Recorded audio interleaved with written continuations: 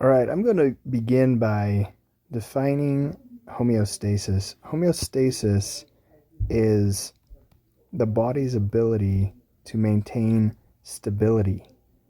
This may refer to blood pressure, blood sugar, body temperature. There's a lot of different examples, but the bottom line with homeostasis is that it's the body's ability to maintain a variable within a certain range that allows us to function and live and operate as living organisms. So there's a very important pathway known as the reflex control pathway that is a mechanism which supports or allows homeostasis to occur. So there's different components to the reflex control pathway. First, we have our stimulus. So I'm going to use that little square to symbolize stimulus. I think I misspelled that. Stimulus. And then I'm going to use this little bowl-shaped T to symbolize a receptor.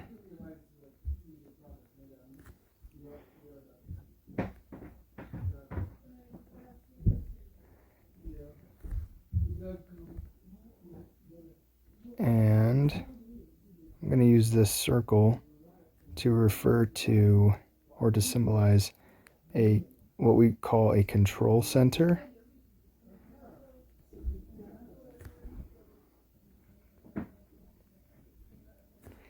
And then I'm going to use this triangle to symbolize what we would call an effector. So, with a reflex control pathway, what happens is some sort of stimulus, let's go with the example of body temperature. So, temperature from within the body or temperature outside of the body could be stimulus in that example, is going to interact with some sort of receptor in the body. So that receptor is going to read that stimulus, and based off what it reads, it's going to send a signal or a message to the control center through what we call an afferent pathway.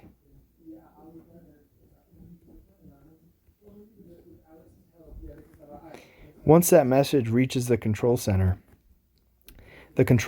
has what we call a set point. And that set point is essentially a measurement of some kind that is the baseline at which the body is trying to maintain a range within. So for example, I'm just going to draw a little graph right here to show you a little bit about a set point. So let's say in body temperature, for example, that the body wants to maintain a temperature, that specific person's body wants to maintain a temperature at 98 degrees. 98 degrees Fahrenheit. That's the set point. That's the point at which the body is trying to, that's the temperature that the body is attempting to maintain or to have stability, like we said with homeostasis, right? So if this is your set point here, this is like that baseline that the body's trying to maintain. And you may have a range that goes above and below, which the body can survive. But that set point is what the body is attempting to maintain. So even if it comes up, even if the temperature raises towards, let's say, 99 degrees, the body will attempt to bring that temperature down to the set point of 98. That's all I'm going to say for now about set point. But that set point is located in the control center. And that control center, depending on the reflex control pathway, could be at different parts of the body. In the specific example with body temperature, the control center is going to be in the hypothalamus. I think of it almost like a thermostat, right? The hypothalamus is going to have a thermostat at which it's adjusting or setting the temperature for the body. So once the message is received at the control center, based off of whatever the set point is that that control center has, it's going to send a message to an effector. And an effector is the thing in the body, whatever it may be, could be muscles, could be nerves, could be glands, could be organs. It just depends on what it is. But the effector is the thing that is directly acting to respond to the stimulus. So in this case, if we're using the example of body temperature and homeostasis, the effector could be sweat glands that are receiving the message that they need to release sweat on the surface of the skin to draw heat away from the body. So that is a reflex control pathway. And as you can see, that reflex control pathway is very important to maintaining the body temperature or homeostasis in the body. So this is helpful for us to understand as well regarding what we call negative and positive feedback loops.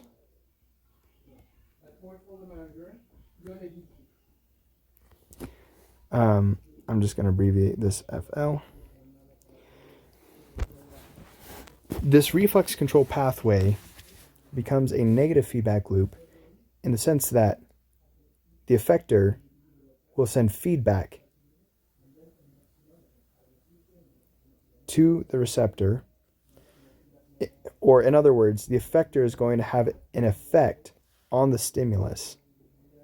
So if sweat is decreasing body temperature, then that means the stimulus may be that body temperature is decreasing. The receptor is going to sense that. It's going to send another message to the control center based off that reading. Then that control center is going to read that message. Based off the set point, it's going to send a message to the effector. And it may tell the effector, hey, we're not at the set point yet. Continue releasing sweat. And so the effector will continue to do its job. And then based off of the effect that the effector has on the body temperature or the stimulus, the receptor will read that again. And that loop continues. A negative feedback loop is a regular response in the body. It's a negative feedback loop, going back to our graph, if that the variable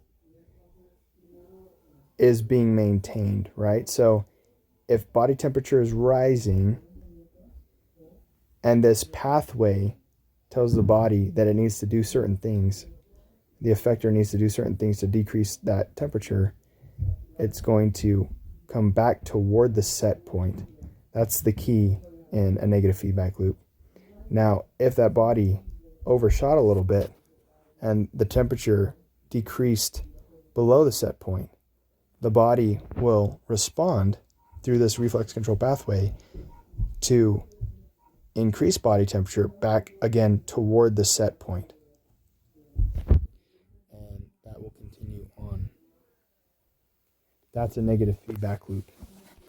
Now, a positive feedback loop is a negative feedback loop that has some component which is broken in a sense. So let's say, for example, that for some reason sweat glands aren't working and it's unable to bring body temperature back toward the set point. The body temperature, obviously there's more variables involved, but if we're just looking at that, the body temperature could continue to rise. And if that body temperature continues to rise outside of this range, which we set, then if it does that for long enough and does not return back to the set point, then it becomes a positive feedback loop. There's something that is broken, that is unable, that makes the body unable to maintain homeostasis or stability and can be dangerous. So there's only a couple of examples in the body, I believe it was 3, that have a positive feedback loop that is beneficial to us. One being with childbirth, for example, and the cervix stretching. So when the cervix stretches at childbirth, due to an oxytocin release, the feedback, the stimulus is that because the cervix is stretching, it needs to continue to stretch and stretch during childbirth. So that is a little bit about homeostasis, our body's ability to maintain stability, keep us alive, and how the reflex control pathway enables that to occur, and the difference between a negative and a positive feedback loop. All right, so with that, I want to move on to the topic of diffusion and protein-mediated transport. Specifically, and especially when we're referring to cells in the body. So first of all, with diffusion, let me just underline that. So with diffusion, diffusion is a process by which ions or solutes can move or pass through a membrane based on concentration gradients. So for example, if we have, let me see, I'm going to draw this like a cell and put some liquid in it. Looks like a floating buoy out in the ocean. So if this cell has just, let's say, 5 ions in it, but there's many ions in the solution that surrounds it, then because there are less ions in the cell than there are in the solution outside of it, there is a concentration gradient. There's more concentration out here than there is inside. So the concentration gradient is moving this way because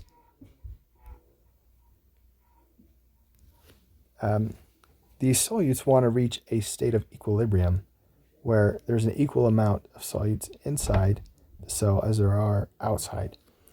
And so because the concentration gradient in this case is quite strong and moving this direction, particles will want to flow into the cell to populate it with more solutes so that the amount, the concentration inside the cell is equal to what is outside of the cell. And we'll talk a little bit more about that when we talk about osmosis. Now, there's different types of diffusion. of this movement from a higher concentration to a lower concentration. And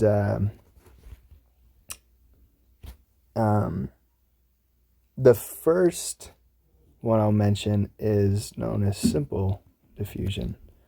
And this is when you have a material that is able to pass through the membrane without the assistance of a protein in the cell membrane. There are proteins that can be in the cell membrane that help certain ions and solutes to pass through the cell membrane. And we'll get into that in just a second, but without the use of those proteins, it's known as simple diffusion. And an example of this could be water passing through that membrane without the necessity of a protein to help in that process. The other type of diffusion is what we call facilitated diffusion. And this is where we're going to have proteins that are helping these solutes across the membrane. And this may be necessary if there is a solute that is maybe too big, has a large mass, for example, or even to cause a solute to move against its concentration gradient, to move from a lower to a higher concentration, which wouldn't normally happen. So this is where these proteins come in. Now there's different types. One of them is what we call a channel protein. So if this is your cell membrane here, you could have a channel protein in that membrane that is almost like an open tube where fluid can just pass through easily. And oftentimes these proteins may only allow specific ions to pass through into the cell. For example, potassium. There are different types of channel proteins. For example, there is voltage gated, where there's some sort of protein that is almost like maybe acts as a plug. See if I can erase that. Almost like acts like a plug that keeps the channel closed unless a certain voltage is sensed by the protein that would allow this this plug to open and allow certain ions to pass through. Another is ligand gated channels, where certain proteins are able to bind to the channel protein to allow ions to pass through. And then you have mechanically gated, which is just as if maybe there were like a cap on top, like with a little hinge here, let's say, that would open to allow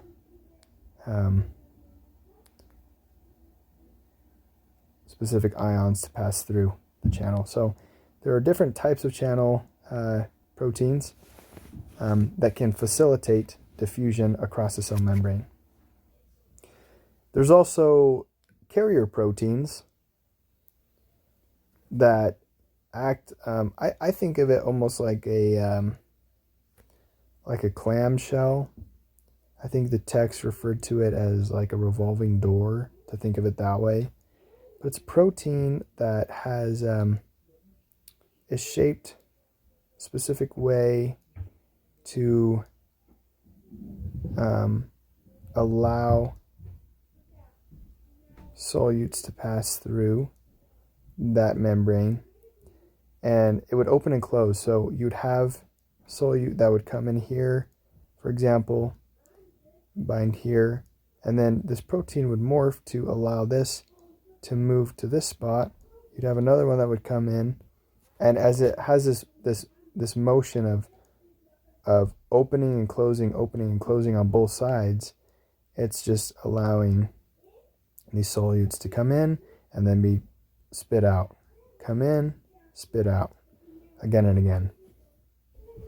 Now, these have been some examples of passive transport, which is when energy is not required to transport solutes across the membrane. But there's also active transport. And active transport is when you do require energy, such as ATP, to move solutes across the cell membrane. Let me actually redo that there. So there's two different types of active transport. There's primary and there's secondary.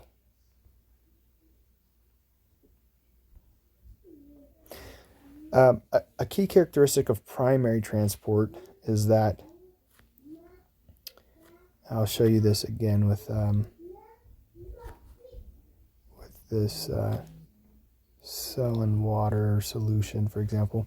So a key to primary transport is that if you had, again, a lower concentration of solutes inside the cell and a higher concentration outside of the cell, the concentration gradient would be, again, moving from a higher concentration here to a lower concentration here. But with primary active transport, this enables a cell to move solutes against the concentration gradient. So from inside the cell, in this case, to outside the cell, from a lower concentration to a higher concentration. An example of a protein that does this is sodium potassium ATPase. That protein, how should I draw this? Let's see.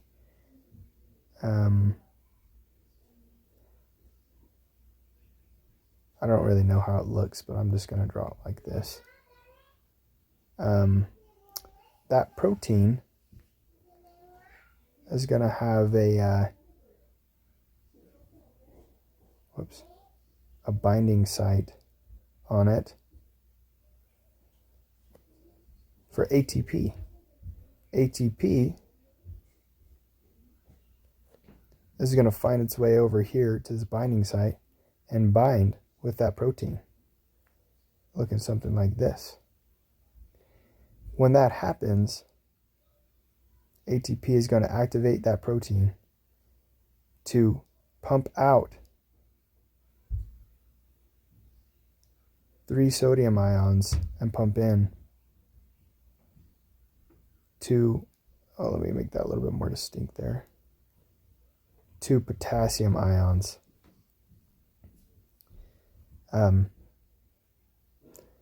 Moving sodium against this concentration gradient.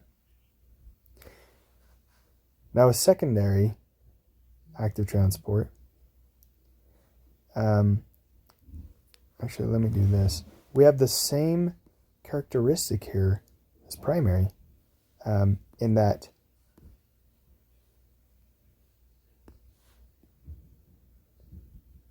the solutes are able to be transported or move against the concentration gradient. The difference then between primary and secondary is that instead of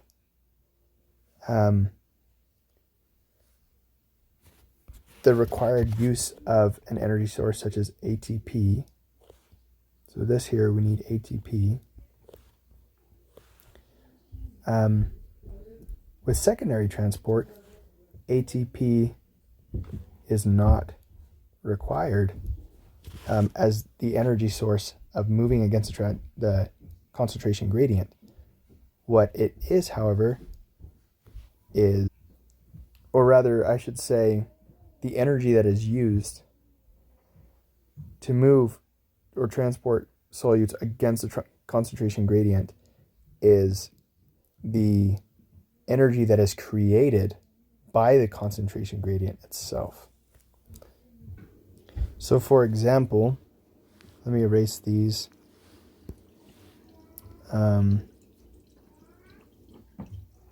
Actually, no, I will leave those there. And then I'm going to put in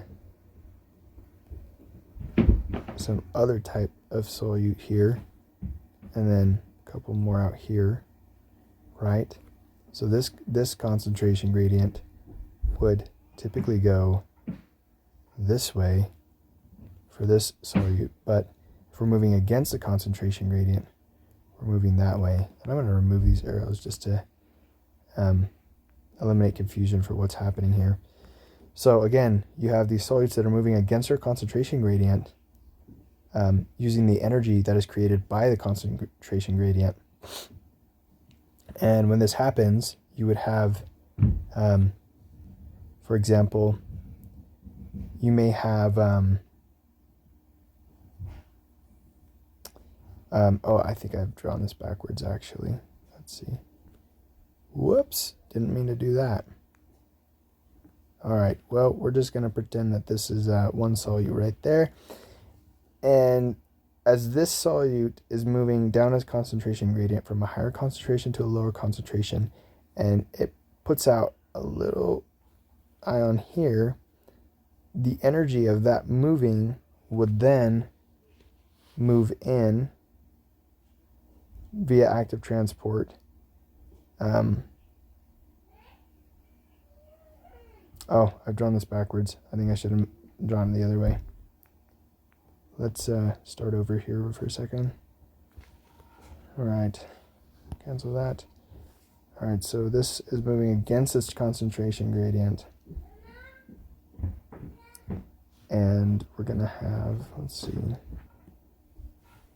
we're gonna have more of these out here and a few in here. And as these move down the concentration gradient this way, the energy of that movement would then cause one of these solutes to move against its concentration gradient outside of the cell. So that's the difference between primary and secondary active transport.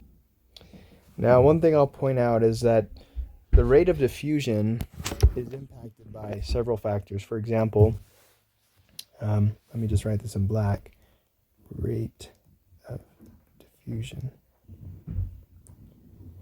For example, a few things that will affect that are mass. So how big is the solute or material that is trying to pass through the membrane? If it is large, that's going to, the larger it is, the slower it'll be. Also, a low solubility, which would be more polar, less able to dissolve in water. So a lower solubility is going to also affect the rate of diffusion by slowing it down. It's going to be slower. The other thing that would make it the rate of diffusion slower is a weak concentration gradient. So for example, say I have a cell here in the solution. I have 5 solutes there, and I have 4 out here. Those are almost equal. In fact, I'm going to put one more here. If you move one of these out and put it here, now they're equal. All it took was one. you didn't have to move very many. So that's a weak concentration gradient. And that's going to be slower rate of diffusion. If you had many out here, but only a few in here, that would cause a stronger concentration gradient and would increase the rate of diffusion. So weak concentration gradient. These are all things that would equal, let's see. These are all things that would cause the rate of diffusion to be slower. Now the opposite is also true. So if you had something that was smaller, had less mass, the rate of diffusion would be quicker. Same with high solubility or strong concentration gradient. One other thing I failed to discuss is I believe it was with carrier proteins. When we have a concept of saturation, and so the way that I think about this with saturation is that essentially that protein has a limit or a capacity at which it can move solutes across the membrane. And in lab, we had it explained to us that if you have a door, for example, all right, I'm going to draw this door right here. This door is, let's say, 4 feet wide. And then you have another door that is of identical height, but it's wider. Let's say this is an 8-foot wide door.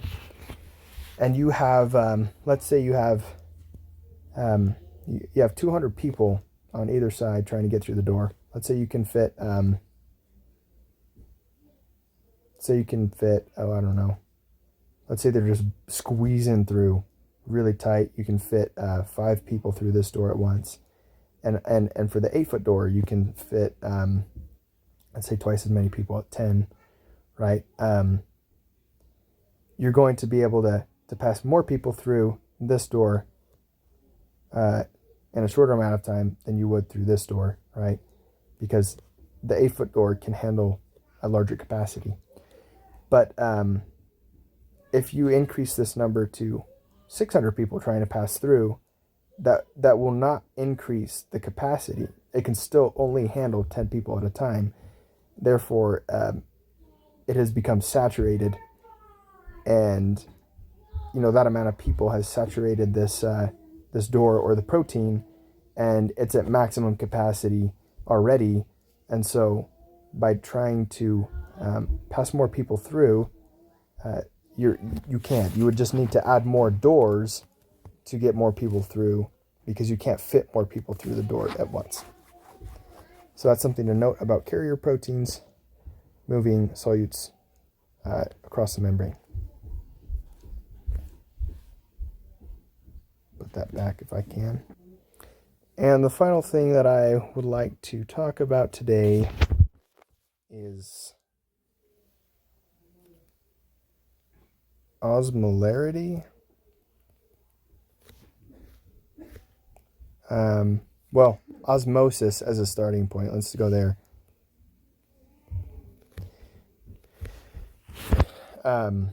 Osmosis is the process by which water passes through a membrane.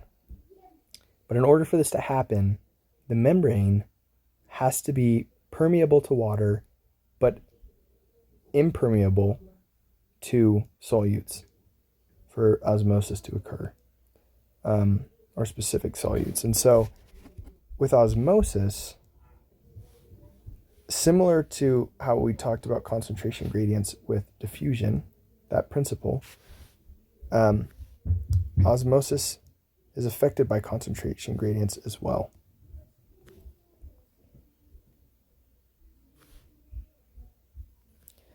So again, if you have a higher concentration inside the cell and a lower concentration outside of the cell, then you're going to have a movement of water towards the higher concentration, right? So because there is more water out here, less water out here, because the space is being taken up by solutes, water is going to try to reach the equilibrium here. So instead of the solutes.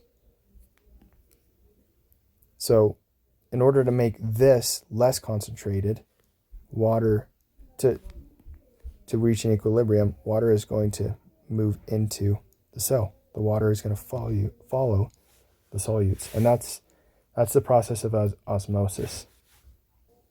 Now, you might ask, what's the difference between osmolarity and molarity, which are both measurements of concentration. Osmolarity measures the number of solutes. No, sorry. The number of particles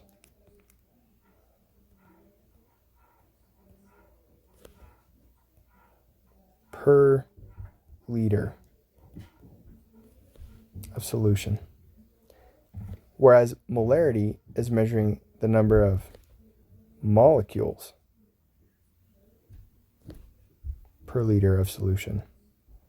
So why the difference? Why does that matter? The reason that matters, and honestly, I was never really good with molarity and understanding that, but I think now I've got a little bit better of a grasp. And the difference is that the reason that we have these two different ways of measuring concentration is that that different substances will behave differently in different solutions. So for example, if you have sodium chloride that is bonded, these two ions bonded together by an ionic bond, and you put that in water and try to dissolve it, those bonds will break. But if we were measuring molarity, we would say that there is 1 mole of this molecule together. But once you place it in the solution, it's going to break into sodium and chloride. And that 1 molecule has now become 2 particles.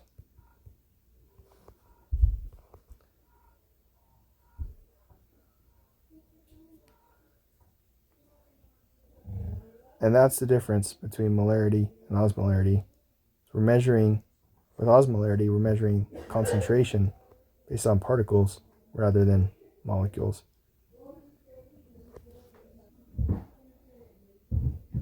Which, by the way, the concentration of solutes in the body is typically around about 300 milliosmoles per liter. Okay, as I'm explaining these things, hopefully it's making sense. One last thing to understand about osmosis here. So we talked about osmolarity versus molarity, and now we need to talk about osmolarity versus tonicity.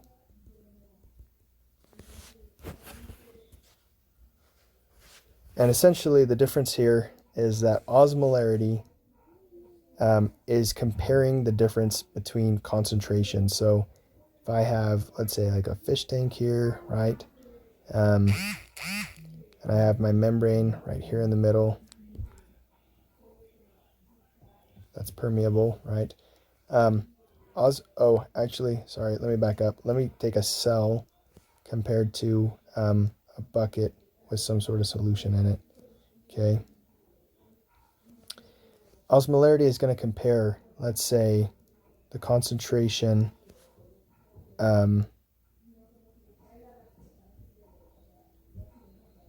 in between the two solutions. So in this case, we see that this bucket has many more particles compared to the cell. That would make this bucket hyperosmotic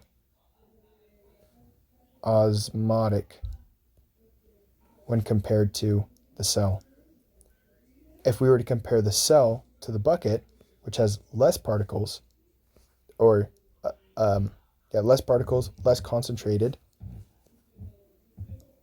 or a lower concentration of particles, we would say that the cell is hyposmotic to the bucket solution.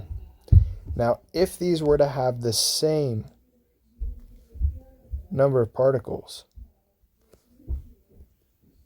or the same concentration of particles, I should say, we would refer to these solutions as isosmotic. The bucket is isosmotic to the cell, and the cell to the bucket solution. Now, what happens if we put the cell into the bucket? Well, if the bucket, let's see, the cell is in the bucket, and this cell has concentration of 5, let's say, and this bucket has concentration of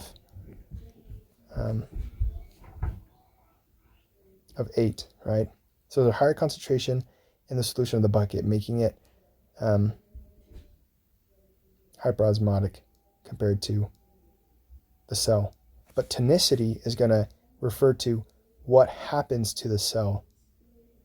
Not necessarily the concentration, but what effect will that concentration have on the cell when we're thinking about, again, the movement of water, osmosis. So we know that water is going to try to reach an equilibrium so that the concentrations are equal. And there's a higher concentration outside of the cell. So water will move outside of the cell here to dilute this solution to make it equal to what's in the cell. That would make this solution here hypotonic. If there was less a lower concentration outside of the cell than inside the cell, water would move inside the cell, and that would mean, oh, sorry, no, this is hypertonic.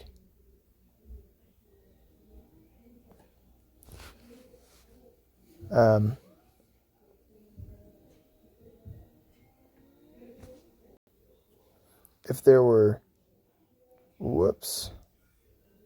if this cell had a higher concentration inside